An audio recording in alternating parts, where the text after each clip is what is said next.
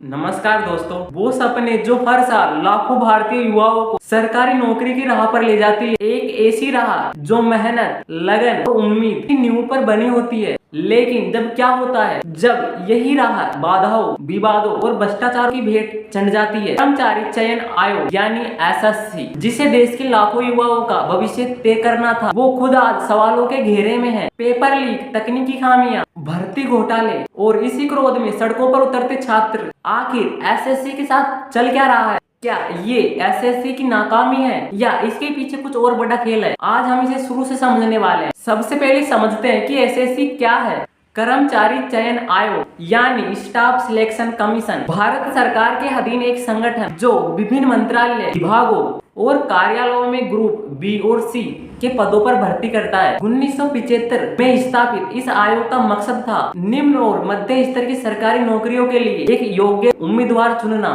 SSC में बहुत सारी नौकरियां आती है, जैसे CGL, CHSL, MTS, GD constable, stenographer जैसी परीक्षाएं हैं जो एसएससी हर साल आयोजित करती है और इन्हें लाखों युवा जो 10वीं और 12वीं ग्रेजुएशन पास कर चुके इन परीक्षाओं के जरिए अपने सपनों को सच करने की कोशिश करते हैं। लेकिन दोस्तों, ये सपना इतना आसान नहीं है। एसएससी की परीक्षाएं 4 स्तरों पर होती है, टियर 1, टियर 2, टियर 3 और टियर 4। कंप्यूटर आधारित टेस्ट से लेकर स्किल टेस्ट तक हर चरण में उम्मीदवारों की कड़ी परीक्षा होती है। लेकिन ये तब और मुश्किल हो जाता है जब सिस्टम ही आपके खिलाफ खड़ा हो जाए। साल 2018 में एसएससी सीजीएल परीक्षा के पेपर लीक होने की खबर ने पूरे देश को हिलाकर रख दिया। 21 फरवरी को गणित का पेपर लीक हुआ और सिर्फ 15 मिनट बाद पेपर और आंसर की लीक हो चुकी थी। और वहीं पर छात्रों ने आरोप लगाया कि ये लीक कोई इत्तेफाक नहीं है, बल्कि ये एक सुनियोजित साजिश है। इससे गुस्सा हुए छात्र दिल्ली की सड़कों पर उतर जाते हैं। उनकी मांग थी सुप्रीम कोर्ट की निगरानी में सीबीआई जांच हो।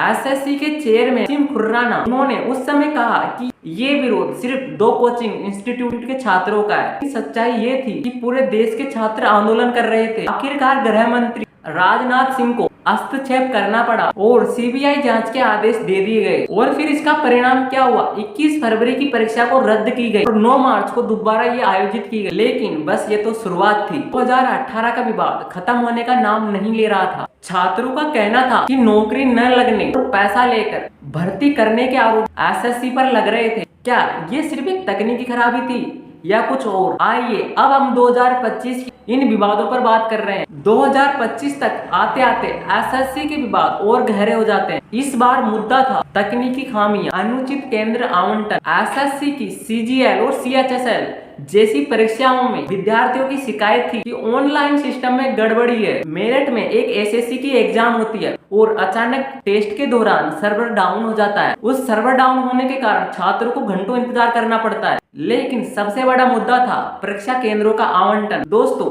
कल्पना कीजिए आपने एसएससी का फॉर्म भरा और आप कोलकाता से, आपका एग्जाम सेंटर आपसे 491 किलोमीटर दूर यानी वृंदावन में मिले। पीडब्ल्यूडी और महिला उम्मीदवारों के लिए ये कितनी बड़ी परेशानी है। और फिर धीरे धीरे छात्रों का गुस्सा सड़कों पर उतर गए। दिल्ली, बिहार और अन्य शहरों में प्रदर्शन शुरू हुआ और साथ ही ट्विटर पर कई हैशटैग चलने लगे। SSC reform, SSC wonder failure, ये सब हैशटैग ट्रेंड करने लगे। और इसी कारण कुछ जगह पर पुलिस ने लाठीचार्ज किया। बाउंसरों के हमले की खबरें भी सामने आई। लेकिन इन सब के बीच एक बड़ा विवाद सामने आया, पश्चिम बंगाल का एसएससी घोटाला। पश्चिम बंगाल के इस घोटाले को केस 4 जॉब्स स्कैंडल कहा जाता है। इस केस ने पूरे देश को चौंका दिया। 25,753 शिक्षकों और गैर शिक्षण कर्मचारियों की नियुक्तियां रद्द कर दी, क्योंकि जब इस केस की जांच की गई तो इस केस में पता चला ओएमआर शीट में हेराफेरी की गई है, रैंक बदली गई है, रिश्वतखोरी के जरिए गलत लोगों को नौकरियां दी गई है। और फिर कलकत्ता हाई कोर्ट ने इस भर्ती को शून्य घोषित कर दिया गया। सुप्रीम कोर्ट ने 3 अप्रैल 2025 को इस फैसले को बरकरार रखा। इस मामले में ममता बनर्जी ने कोर्ट के फैसले को अमानवीय बताया और इसे राजनीतिक साजिश करार दिया। नतीजा क्या हुआ? सुप्रीम कोर्ट ने ममता बनर्जी को अवमानना नोटिस भेज दिया। ईडी की छापेमारी, मंत्रियों के करीबी लोगों के घरों से नोटों का जखीरा मिला। सवाल ये है, क्या ये सिर्फ पश्चिम बंगाल की बात है या पूरे देश की एसएससी भर्ती प्रक्रियाओं पर सवाल उठ रहे हैं? दोस्तों, अब एसएससी के सामने सबसे बड़ा सवाल छात्रों का आरोप है बार बार पेपर लीक, तकनीकी गड़बड़ियां और भ्रष्टाचार। इन भ्रष्टाचारों ने युवाओं के भविष्य को दांव पर लगा दिया। एक्स की एक पोस्ट में एक छात्रा ने लिखा कि हम दिन रात पढ़ाई करते हैं, मेहनत करते हैं, लेकिन ये एसएससी का सिस्टम,